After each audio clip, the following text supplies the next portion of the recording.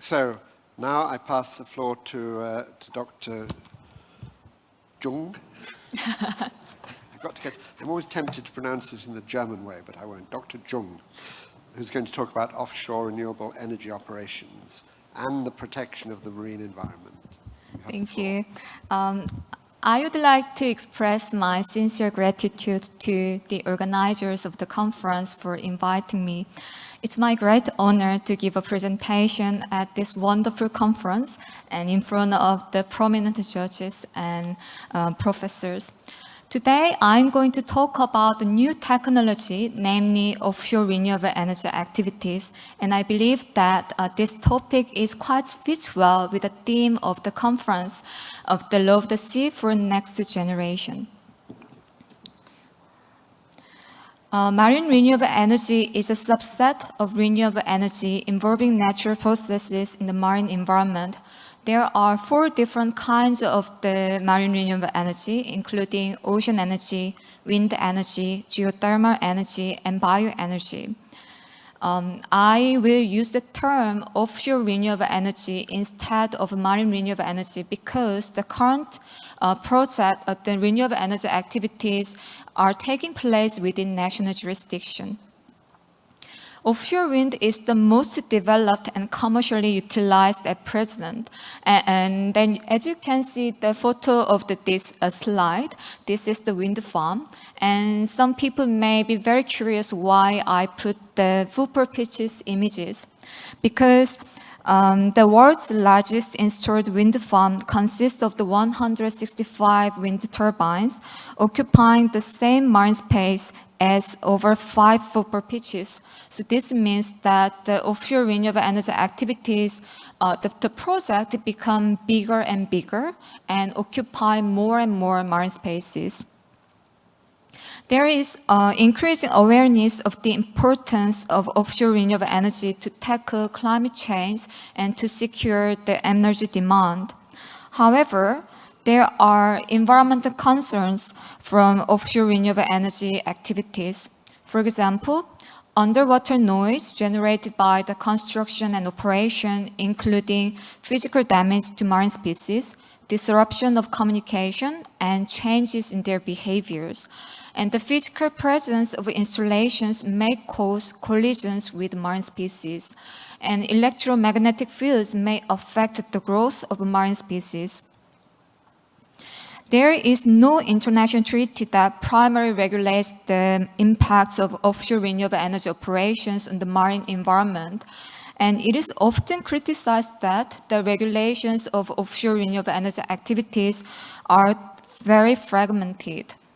On the other hand, UNCLOS is the only global treaty to provide a comprehensive international legal framework for the protection of the marine environment. However, when UNCLOS was adopted in 1982, there was no development of offshore renewable energy activities. So it raised the question of to what extent UNCLOS provides an effective regulatory framework for the protection of the marine environment from offshore renewable energy operations. My presentations deal with 4 parts. The first, Article 2, I will analyze the Article 208, which obliges states to prevent pollution from seabed activities within national jurisdiction. And second, I will explore the Article 192 and due diligence obligation. And third, I will analyze normative interactions between Article 192 and marine biodiversity-related instrument. And lastly, I will address the potential role of regional treaties to protect the marine environment. Article 1 of UNCLOS provides definition of pollution of the marine environment, and it means that introduction by man, directly or indirectly, of energy into the marine environment, which results or is likely to result in such deleterious effects as harm to living resources and marine life. And the reference to energy under Article 1 could be considered to include all forms of energy, such as noise, electricity, and vibrations. Therefore, underwater noise, electromagnetic fields, and vibrations arising from offshore renewable energy operations can be considered as pollution. Article 208 of UNCLOS requires states to adopt laws and regulations to prevent the pollution of the marine environment arising from installations and structures under their jurisdiction. And paragraph 3 also stipulates that such laws, regulations, and measures shall be no less effective than international rules, standards, and recommended practices and procedures. However, there is no international rules and standards to regulate offshore renewable energy activities at present. And there is no global institutions that is in charge for the development of regulations for the offshore renewable energy operations.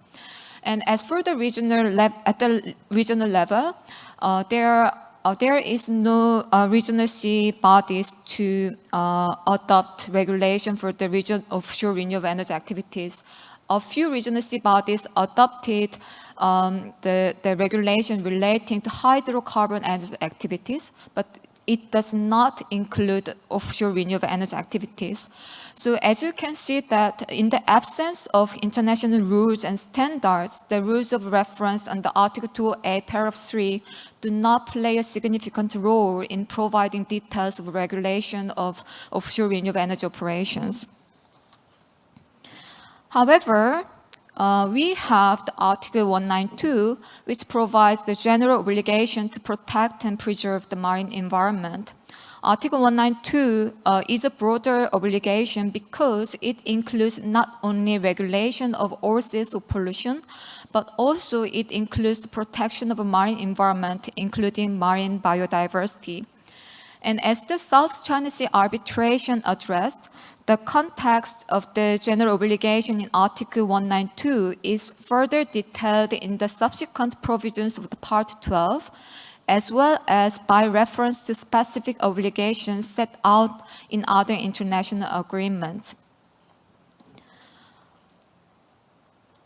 Article 192 is also closely linked to the due diligence obligation. Due diligence obligation means an obligation to deploy adequate means to exercise best possible efforts to do the utmost to obtain its result. And if a state fails to take these measures to protect marine environment, it would constitute a breach of the due diligence obligation under Article 192. And as ICLS advisory opinion highlighted that the due diligence is a very variable concept, then how can we clarify the due diligence obligation in the context of offshore renewable energy operations? The content of due diligence can be determined through treaties, decisions, regulations, or recommendations that states adopt at global or regional institutions. So because the adverse impacts of the offshore renewable energy operations on the marine environment are largely related to marine biodiversity, I will analyze the marine biodiversity related instruments. Marine biodiversity-related treaties can be categorized as, first, treaties for the protection of marine biodiversity, and second, treaties for the protection of marine species.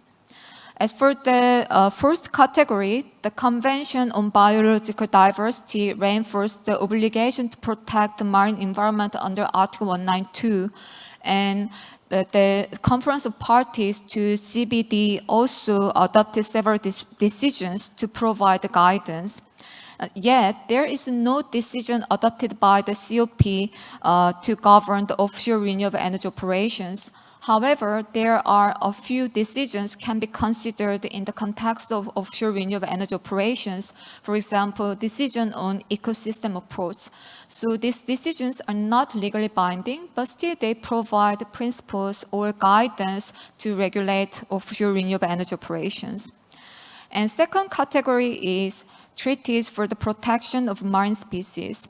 So I just wanted to give examples of the relevant treaties. For example, Convention on the Conservation of Migratory Species Wild Animals and Regional Species on the CMS, such as ESCOBANS or ECOBAMS, and International Convention for the Regulation of Whalings.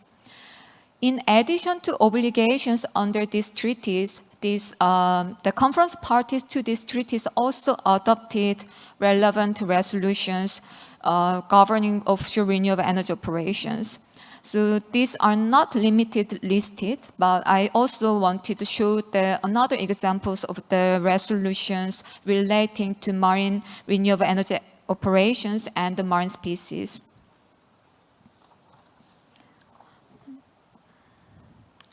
These non-legally binding resolutions contribute to developing standards and best practice and clarifying the due diligence obligation. For example, these resolutions encourage states to avoid critical parts of the life cycle of cetaceans, to undertake monitoring and mitigation procedures during the construction and operation phases, to apply cumulative impact studies and promote cooperation between all stakeholders, and to use alternative construction technologies to minimize underwater noise, such as air bubble curtains or different foundation types.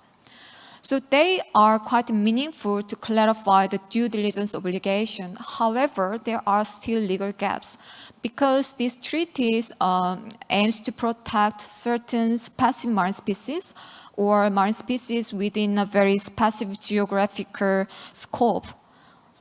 Then how can we fill the legal gaps? Offshore renewable energy operations are affected by multiple factors, such as the speed of the winds, seabed conditions, and water column conditions. And there is a need to accommodate geographical characters. Therefore, I believe that the regional sea treaty bodies for the protection of the marine environment could provide a more effective forum for the development of comprehensive regulations. There is a very notable movement in the OSPAR in the Northeast Atlantic region, and it can be a very good example in this regard. OSPAR recently established the Intersessional Correspondence Group on Offshore Renewable Energy Development this year, and it aims by 2023 OSPAR will develop common principles and by 2024 develop guidance to promote and facilitate sustainable development and scaling up of offshore renewable energy in a way that cumulative environmental impacts are minimized. So the OSPAR aims to develop a regional sea approach and guidance, and I think it is a very good example to fill the gap of the regulations of the offshore renewable energy operations and the protection of the marine environment. Let me summarize the main points. The report of the Secretary General on Oceans and the Law of the Sea, the Secretary of General conducted research on the marine renewable energy in 2012, and they made a conclusion that the legal framework for marine renewable energy is anchored in UNCLOS, which is complemented by an array of relevant instruments and measures at the global, regional, and national levels. And I believe that this is the best sentence to address the legal framework for the offshore renewable energy activities. There are no international rules and standards to govern offshore renewable energy operations under Article 208, so it shows the limitations of the rules of reference.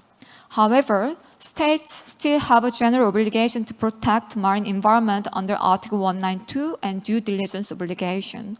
And as I analyzed briefly, marine biodiversity-related treaties and non-legally binding instruments contribute to clarify the contents of Article 192 as well as a due diligence obligation. And with the legal gaps existing, the regional treaty bodies can fill the gaps in the development of regulations to protect the marine environment from offshore renewable energy operations. Thank you for your attention.